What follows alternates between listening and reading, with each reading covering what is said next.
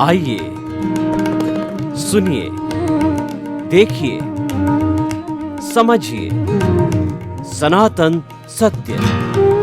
जैसी दृष्टि वैसी सृष्टि, दृष्टि विज्ञान।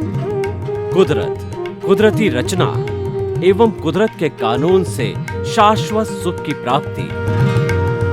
जोधपुर के परम पूज्य महात्मा उपासक प्रोफेसर डॉक्टर सोहन राज तातेड़ के निर्देशन में सनातन सत्य।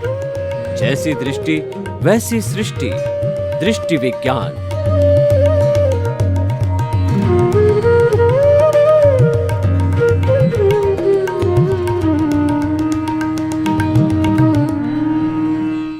भाई और बहनों, मातृशक्ति को नमन। आज का हमारा बहुत सुंदर विषय जीवन निर्माण के सूत्र। देखिए, जीवन किसे कहते हैं? जन्म से मृत्यु के बीच का जो पीरियड होता है वह जीवन कहलाता है। हर प्राणी जो जन्म लेता है वो जीना चाहता है, मरना कोई नहीं चाहता।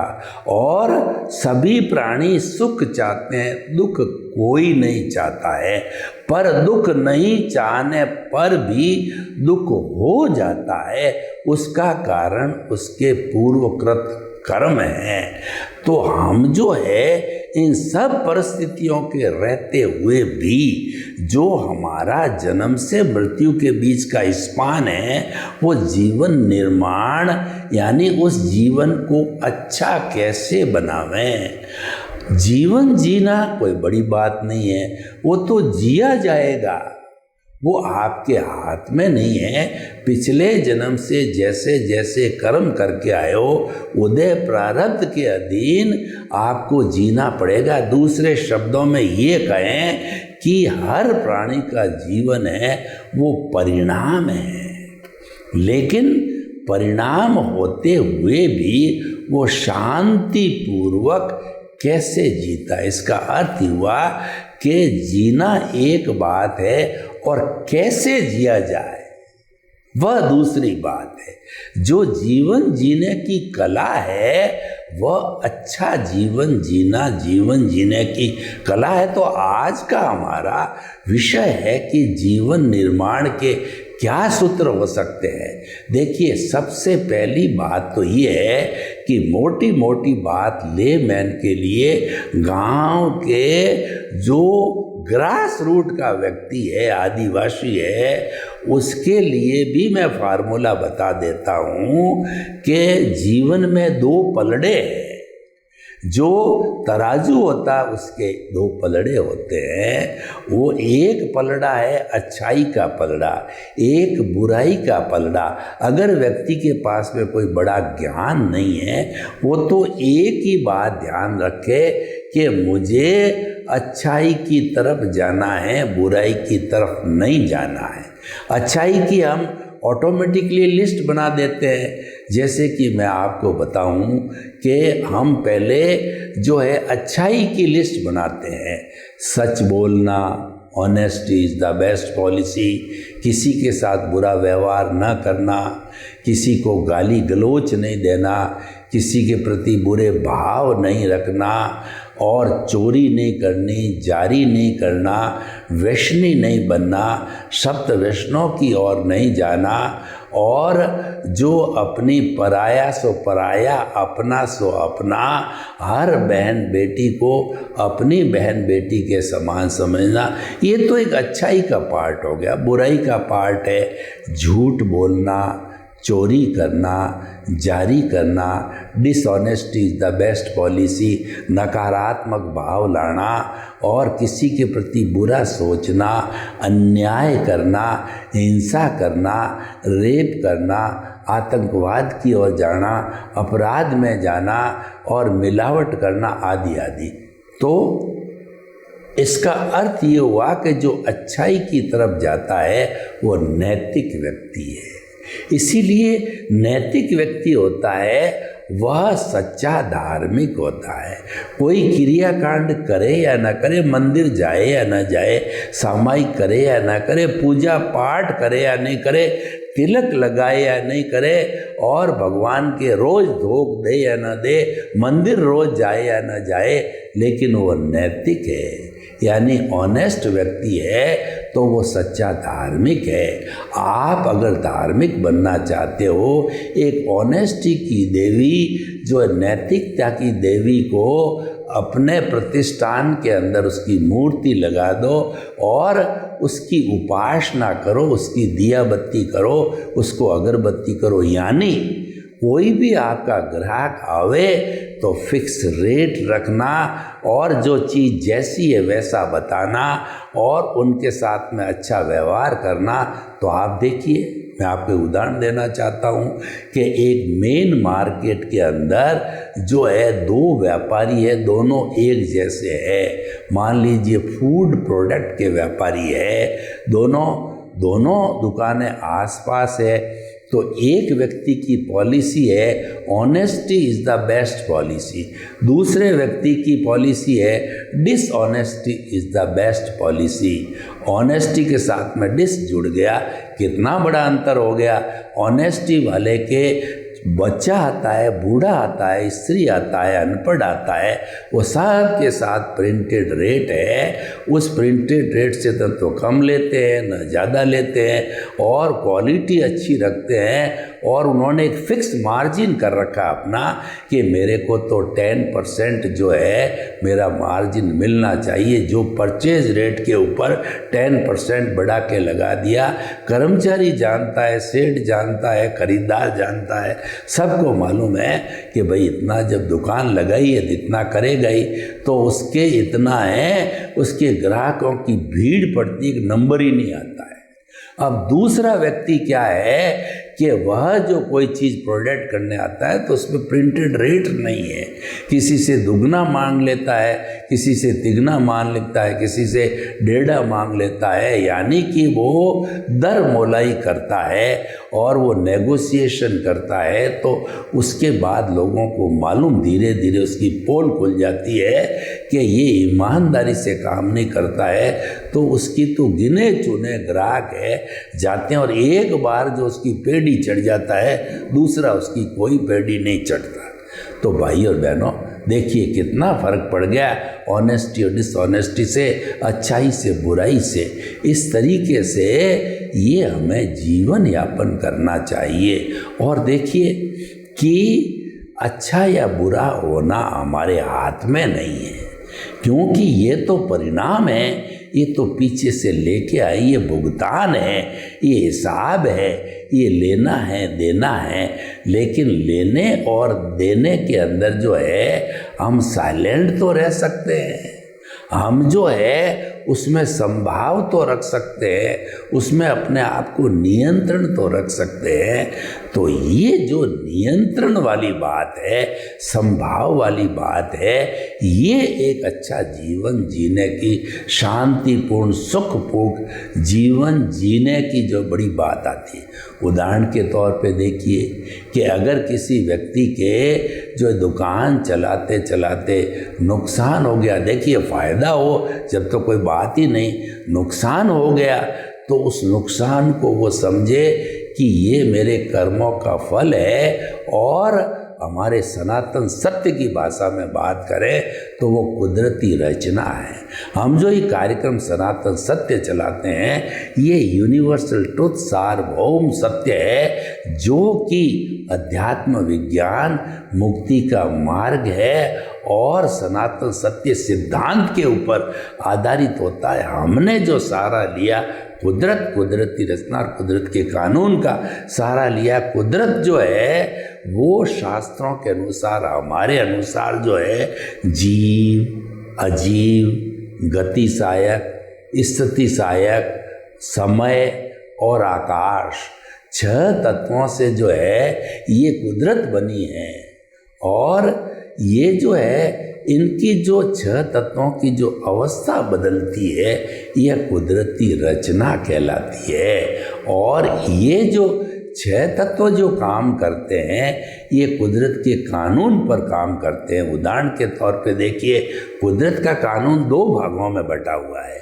एक भाग तो ये है प्राकृतिक कानून, समय पे सूर्य उगता है, समय पे अस्त होता है, समय पर रात होती है, समय पे दिन उगता है, और समय पे वर्षा होती है, समय पे गर्मी आती है, समय पर जो है वो सर्दी आती है, ऋतुएं आती है, फल लगते हैं, सब कुछ समयानुकूल होता है।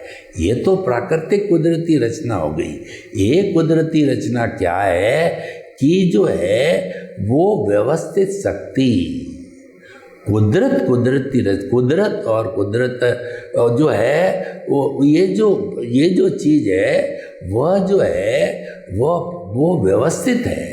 कुदरत और कुदरत का कानून है, ये सब व्यवस्थित है। यानी कुदरती रचना ये व्यवस्थित यानी प्री डिस्टिन्ड है। इसीलिए कहा गया है कि जो है वो हर हमारी जीवन की अवस्था है वो कुदरती रचना है, और जो वह व्यवस्थित का मतलब वो फिक्स है, वह जो है टेम्परेरी है, वह जड़ है। इसीलिए जो है ये सारा अवस्था होती है, ये जो है कुदरत के कानून पर चलता है। यानी कुदरत कभी भी अन्याय नहीं करती है।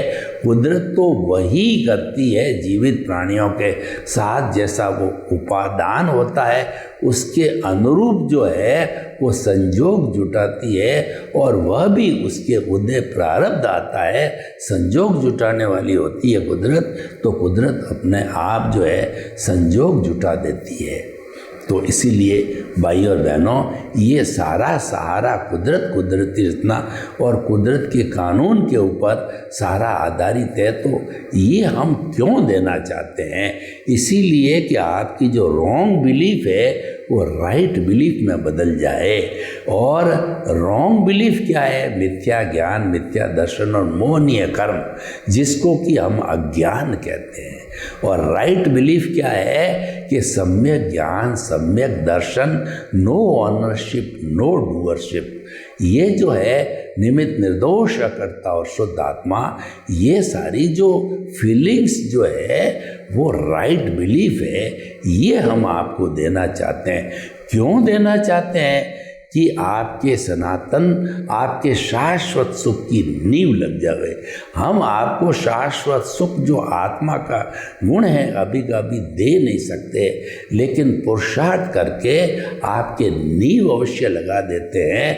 तो आपके वो ज्ञान दर्शन का जो डेवलपमेंट है उसको हर आने वाले जन्म के अंदर डेवलपमेंट बढ़ाइए। जब वो फुल्ली डेवलप होकर के 360 डिग्री का हो जाता है तो उस अवस्था के अंदर केवल दर्शन होता है और वह पुरुषार्थ का अति होता है। उसके बाद पुरुषार्थ करने वाली लाई प्रतिष्ठित आत्मा समाप्त हो जाती है, मन समाप्त हो जाता है, और ये जो है आप सिद्ध बुद्ध और मुक्त बन जाते हो। तो भाई और बहनों, हम आपको बताना चाहते हैं कि आपके साथ जो घटित हो रहा है उसको कुदरती रचना मानो, क्योंकि जो है वो आपके हाथ में नहीं है। ठीक है? तो आपके हाथ में नहीं होने के कारण जो है आप उसको कुदरती रचना मानोगे तो वो आपको फीलिंग नहीं होगा और आप उसके लिए दोषी नहीं होंगे, क्योंकि जो है मन, वचन, काया तथा उससे जुड़ी हुई हर अवस्था मात्र कुदरती रचना है, और वह जो है प्रीडेस्टिन्ड है, वो व्यवस्थित है। अवस्था यानी जाने वाली है, ये जारी है, कर्म जा रहे हैं, सुख जा रहा है, दुख जा रहा है, ये टेम्परेरी है, ये अस्थायी, ये जो चीज़ आपके हाथ में नहीं है उसको आप व्यवस्थित मान करके स्वीकार करो। इसीलिए जो है कुदरती रचना यानी जो परिणाम चल रहा है उस परिणाम को परिणाम मानना पुरुषार्थ है, और वह ज्ञान है और परिणाम को पुरुषार्थ मानना वह अज्ञान है। और आपने ज्ञान का सहारा लिया, कुदरती रचना देखते रहे तो सम्यक तप पैदा हो गया। सम्यक ज्ञान, सम्यक दर्शन आपके विजन के अंदर है, क्योंकि आपको जो है अच्छा जीवन कब मिलता है। प्रश्न ये है, ये सारी बातें किस व्यक्ति को मिलती है? भाग्योदय बिना नहीं मिलता है। नॉर्मल व्यक्ति तो आया राम गया राम होता है, 5 इंद्रियों का सुख ले लिया, खा लिया, पी लिया, और उसके बाद मेरा घर, मेरा परिवार, मेरी धन, मेरी दौलत, यानी बहिर आत्मा का जीवन हम जन्म जन्मांतर से जी रहे हैं और इस बार भी जिया और ये चलता रहता है। उससे बाहर निकलना, जो कुछ भी जन्म जन्मांतर से निकलना है, बाहर निकलने के लिए मनुष्य जीवन ही है। यह एक चांस मिला है, क्योंकि मनुष्य जीवन ऐसा है, वही मुक्ति को जा सकता है, वही जो है शाश्वत सुख की नींव लगा सकता है। चाहे इस जन्म के अंदर शाश्वत सुख नहीं मिले, लेकिन आने वाले जन्मों में शाश्वत सुख को, मुक्ति को, मोक्ष को और ब्लिस को प्राप्त किया जा सकता है।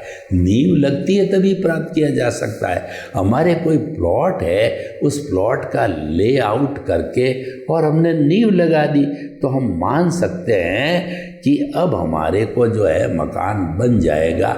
और नींव ही नहीं लगी, प्लॉट ही नहीं है, तो फिर प्रश्न ही नहीं है मकान बनने का। तो भाई और बहनों, सम्यक ज्ञान, सम्यक दर्शन का डेवलपमेंट करते रहो और कुदरती रचना मानते रहो। सम्यक तप हो गया तो जीवन भर सम्यक तप करते रहेंगे, तो चाहे इस जीवन में हो, चाहे अगले जीवन के अंदर हो, हमको जो है वो जो है सम्यक चारित्र मिलेगा। सम्यक चारित्र का अर्थ होगा हमारे को आत्मा का स्पर्श होगा, हमारे स्वभाव का स्पर्श होगा, और स्वभाव में रमण करना है। ये जीवन का सार है, ये आनंद की प्राप्ति है, ये सच्चिदानंद बनने की प्रक्रिया है। सत का मतलब अविनाशी, चित्त का मतलब ज्ञान दर्शन करने वाला, और आनंद जिसका लक्षण है, यानी जीवन में हम हमेशा आनंदित रहें, ऐसा जीवन जीना चाहिए। और वह जीवन जो है सम्यक ज्ञान, सम्यक दर्शन, सम्यक तप और सम्यक चारित्र से मिल जाता है। और जब सम्यक चारित्र पूरा पुष्ट हो जाता है, हमारा जो है वो अनुभव 360 डिग्री का हो जाता है, तो फिर हमारे को केवल दर्शन हो गया, यानी पुरुषार्थ का एंड।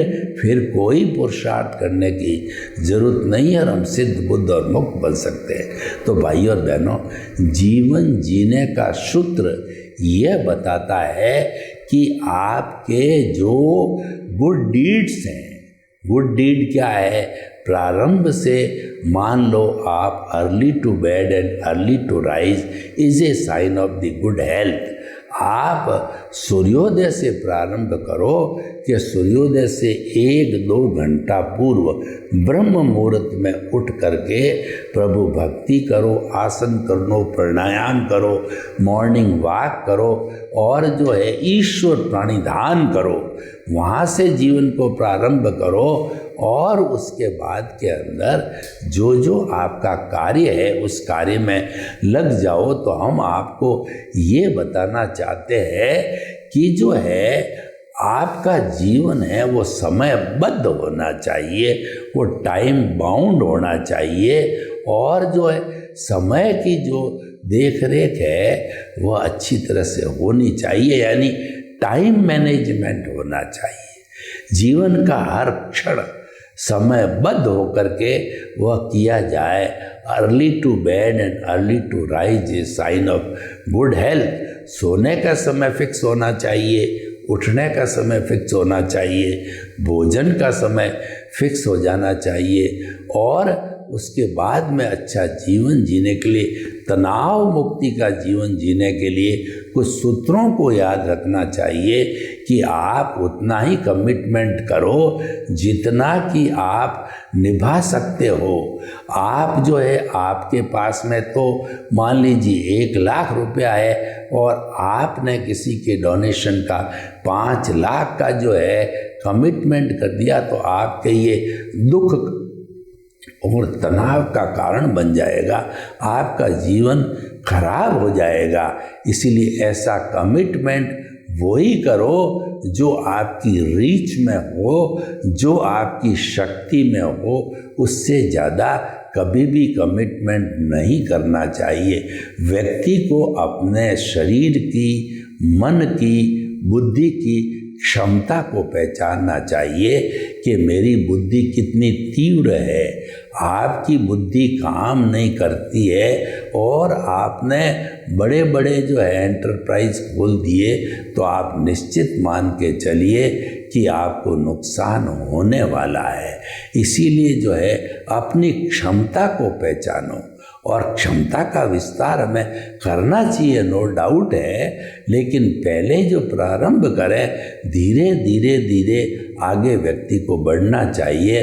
और practice makes a man perfect, करत करत अभ्यास के और जड़मती होत सुजान, रसरी आवत जान के और सल पर पड़त निशान। यानी कि व्यक्ति को उद्यमी बनना चाहिए, हर क्षण परिश्रम करना चाहिए और हमारे जीवन के अंदर जो है कहना चाहिए कार्य और विश्राम दोनों का संतुलन होना चाहिए।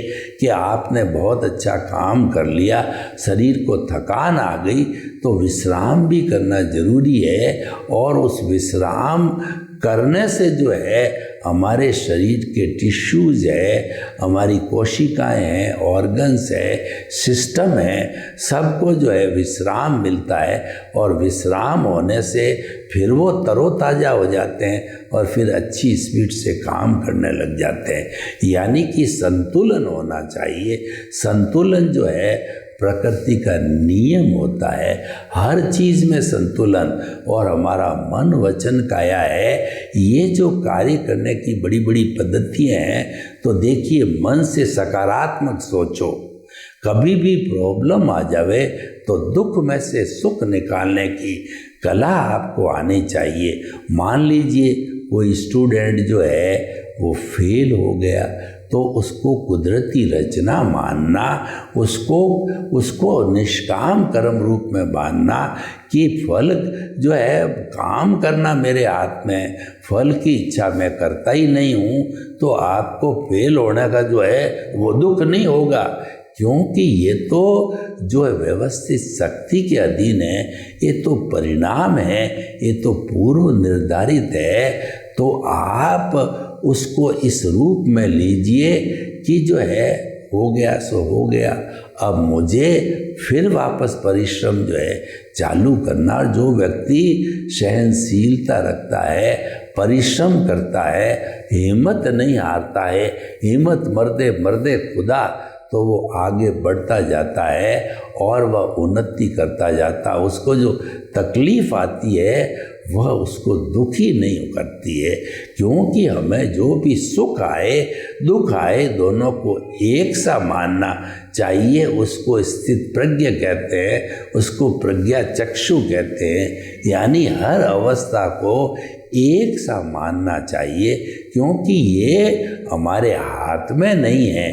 सुख पाना, दुख पाना, सफलता पाना, असफलता, ये हमारे हाथ में नहीं है। आती है तो उसको एक्सेप्ट करो, कुदरती रचा मानो और आगे बढ़ते रहो। तो भाइयों और बहनों, ये जितने भी अच्छे अच्छे सूत्र है उसका जीवन के अंदर पूरा पालन करना चाहिए हमारे को। तब हम एक अच्छा जीवन का निर्माण कर सकते हैं। अच्छे जीवन के निर्माण के लिए और हम आगे बढ़ते हैं। मन की बात कही हमने, वचन की बात कहें तो ऐसी वाणी बोलिए और मन का आपा खोए, औरन को शीतल करे और आप शीतल हो। यानी जो बोला जाए, मीठा बोला जाए, सत्य बोला जाए, हितकर बोला जाए, अहित किसी को हो ऐसा नहीं बोलना चाहिए, टॉन्टिंग भाषा नहीं बोलनी चाहिए। और वाणी है वो हित मित और जो है रित होनी चाहिए, यानी हितकर हो, मित मतलब सीमित बोला जाए और रित आवश्यकता अनुसार बोला जाए। तो भाइयों और बहनों, वाणी जो एक ऐसा माध्यम है जो कि हमें समाज के साथ, दूसरों के साथ जुड़ने का ये साधन है, तो वो संयत रहनी चाहिए, वह जो है नियंत्रण में रहनी चाहिए, वो संतुलन में होनी चाहिए। और तीसरी काया है, काया मुख्य जो है शरीर है, काम करने की होती है, तो इसको स्वस्थ रखना जरूरी है। काया के लिए कहा गया है शरीर माध्यम खलु धर्म साधनम। हम धर्म की साधना करना चाहते हैं, शाश्वत सुख की प्राप्ति करना चाहते हैं, तो वो काया के माध्यम से ही होगी। तो इसको जो काया को जो है स्वस्थ रखने के लिए हमारे सामने 5 तरह के स्वास्थ्य है। पहला स्वास्थ्य है शारीरिक हेल्थ, फिजिकल हेल्थ। दूसरी है मानसिक स्वास्थ्य, मेंटल हेल्थ। तीसरी इमोशनल स्वास्थ्य, इमोशनल हेल्थ, यानी हमारी जो है भावनात्मक स्वास्थ्य। और चौथा जो है वो हमारा आध्यात्मिक स्वास्थ्य, मतलब स्पिरिचुअल हेल्थ।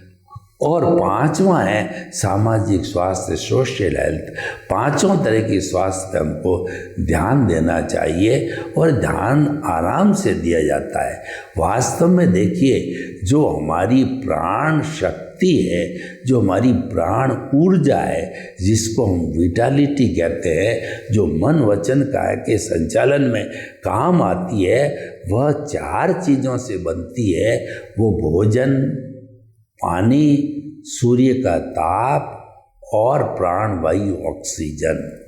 इनको अच्छी मात्रा में लेना चाहिए, यानी कि हमको प्रकृति की गोद में रहना चाहिए, हमको प्रकृति के करीब रहना चाहिए, प्रकृति से तालमेल बना करके रहना चाहिए, तब ये प्राप्त होती है। और विटालिटी जो है हमारी प्राण शक्ति है, उसको व्यर्थ नहीं गंवाना चाहिए, उसको जो है सदुपयोग करने के लिए सकारात्मक सोच होनी चाहिए। हमारी जो नकारात्मक सोच है, पाप प्रवृत्ति है, नेगेटिव थॉट्स है, उसके अंदर जो हमारी प्राण शक्ति जाती है वो व्यर्थ जाती है।